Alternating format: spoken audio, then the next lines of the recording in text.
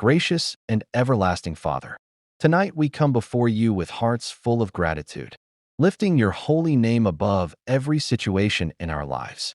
Thank you for the gift of this Easter season, for the sacrifice of Jesus, and for the power of his resurrection that still speaks life today.